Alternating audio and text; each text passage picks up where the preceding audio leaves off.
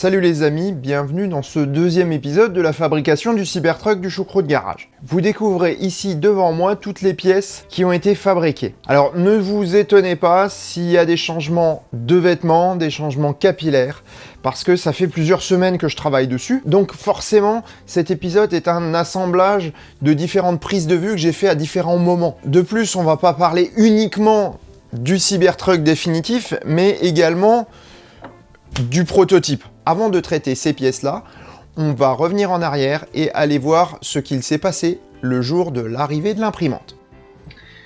Alors, ce que je vous présente là,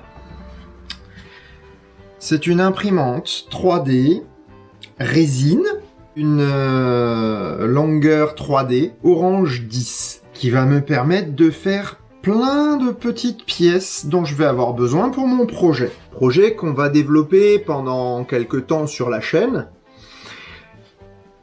Je vais pas pouvoir vous révéler ce que c'est. Voilà, donc dans un premier temps... alors, je mets juste le matériel d'un petit peu de côté parce que longueur, ils sont gentils. En fait, ils vous font faire une partie du boulot, à savoir le montage de la coiffe. Sur tous les sites internet, le montage de la coiffe est qualifié de galère totale. Déjà, la première chose à faire, selon la notice, c'est d'enlever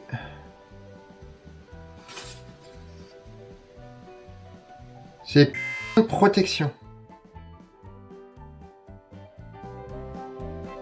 Et c'est là que tu te dis que, ouais, je comprends pourquoi les mecs, ils étaient énervés. Ouais, moi, je te le dis, on n'est pas sorti des ronces, hein. Finalement, c'est pas une vidéo que j'aurais dû tourner, c'est un time-lapse.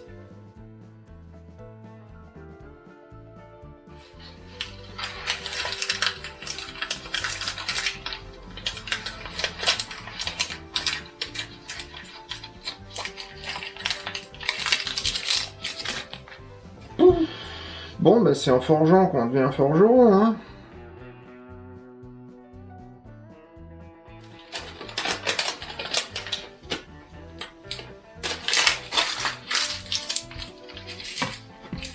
Un Tranxène plus tard. Alors, le monsieur, il explique que, en fait, il faut monter comme ça. Tu mets ton petit cadre. Et ensuite, tu emboîtes.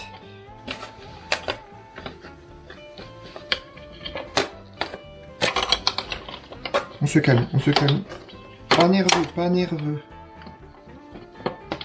Tu fais le malin, hein.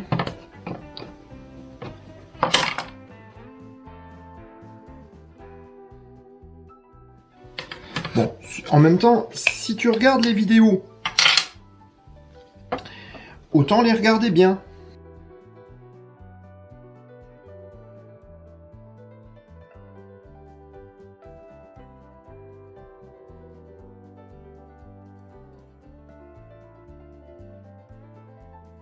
Et puis voilà.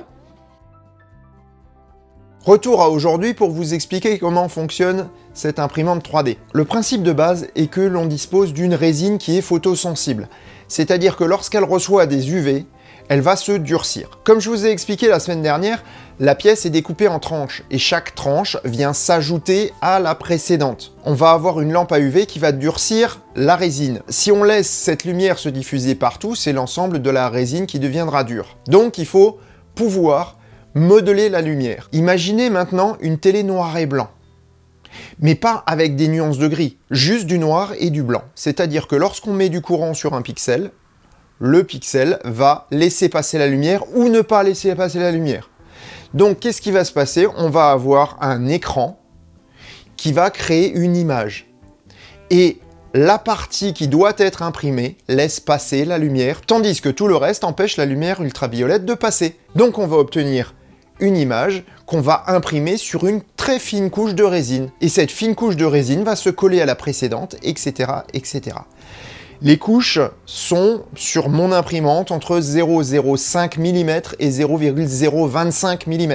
Maintenant, on va parler de l'impression. Dans un premier temps, pour le prototype qui est là, j'ai utilisé une seule résine. qui, je dois dire, m'a donné toute satisfaction. Vraiment toute satisfaction, c'était vraiment super effet, super fonctionnement et tout. Donc cette résine, je l'ai utilisée quasiment intégralement parce que le véhicule est massif et puis j'avais pas évidé, comme je vous ai dit dans l'épisode de la semaine dernière. Par contre, elle était monochrome, c'est-à-dire qu'elle était verte plus ou moins transparente. Donc il a fallu la peindre. Les deux Cybertruck n'ont pas été fabriqués avec la même résine, mais en plus ils n'ont pas été fabriqués avec les mêmes épaisseurs de tranches. Celui-ci est plus grossier, donc en 0,05. Celui-ci a été fait en 0,025. Là, sur la partie carrosserie, on est à peu près à 15 heures. Là, on est à 50 heures. Vous voyez la différence. Par contre, je me suis rendu compte d'une chose, c'est que si on regarde vraiment finement en détail, la qualité des deux Cybertruck est sensiblement la même. Cette résine grise est plutôt bien, elle fonctionne bien. En revanche, je me suis retrouvé avec beaucoup de soucis avec la résine noire. Lors du premier essai, ça a mal fonctionné, la pièce s'est détachée du support. Donc j'ai démonté le bac, je l'ai vidé, je l'ai nettoyé, bref. Ensuite, donc j'ai réussi quand même à faire cette pièce-ci et celle-là. J'ai fait les vitres, j'ai également fait ces petits éléments qui sont les éléments de fixation de la carrosserie qui vont rentrer dans les petits trous dont on a parlé l'autre jour. Jusque là tout va bien et lorsque j'ai voulu faire les roues, je me suis retrouvé avec ça. Ce qui s'est passé, c'est que la résine a adhéré au fond et comme c'était pas une pièce très haute, eh bien elle ne s'est plus décoller. Et c'est resté comme ça. Donc j'ai modifié un petit peu les réglages pour que ça colle un peu moins mais que ça résiste quand même un petit peu. J'ai modifié la levée du chariot, enfin tout ce qu'il fallait pour que ça fonctionne. Donc finalement, l'impression 3D, on se dit ouais c'est simple, on met le fichier, on lance le truc, c'est pas vrai. Il faut s'adapter à la résine. Donc je récupère ma pièce, une fois libérée du support, on va la nettoyer. Lorsqu'il s'agit d'une résine classique ou de cette fameuse résine noire, j'utilise de l'alcool isopropylique. Donc alors gants et masques nécessaires dans un endroit bien ventilé. Une fois la pièce nettoyée, le processus n'est pourtant pas tout à fait terminé. La résine est encore un peu molle et il va falloir du coup la durcir. Alors j'ai ici quelques pièces que j'ai faites encore entre temps. Et qu'est-ce que je vais faire? Eh ben je vais simplement poser mes lampes à UV et je vais finir les pièces. On obtient un fini qui est mat ou brillant en fonction de l'endroit de la résine. Bref, c'est pas très uniforme. Donc je vais repeindre effectivement toutes les pièces. Donc on en est là avec les pièces et on va finir la peinture aujourd'hui. La peinture est faite avec de la peinture à carrosserie, non pas de la bombe tout support, parce que c'est toujours problématique, le tout support, ça met un temps fou à sécher.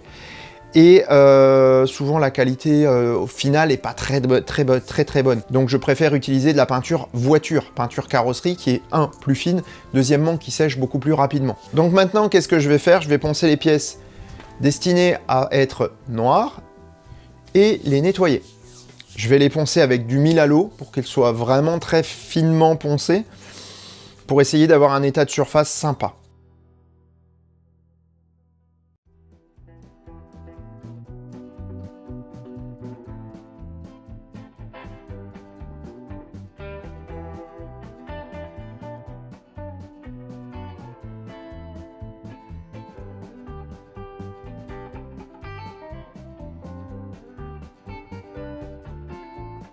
Bon ben voilà, la peinture en bombe c'est fini. Vous voyez qu'il y a des endroits où c'est pas parfait, il y a des endroits où il y a des petites coulures ou des petites choses.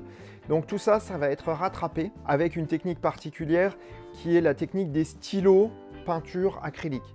Vous verrez, alors c'est comme un feutre ou un marqueur, sauf que c'est de la peinture. On en a terminé pour aujourd'hui. Le gros de la peinture est fait. Donc la semaine prochaine, on fera le montage final avec des petites modifications, ainsi que les dernières finitions. Voilà, et sur ces bonnes paroles, je vous dis à vendredi pour un nouvel épisode du Choucroute Garage. Salut! Si ça te plaît, mets un pouce bleu. Si ça te plaît vraiment, abonne-toi, clique sur la petite cloche, et si ça te plaît vraiment, eh ben partage partout ce que tu peux. Merci!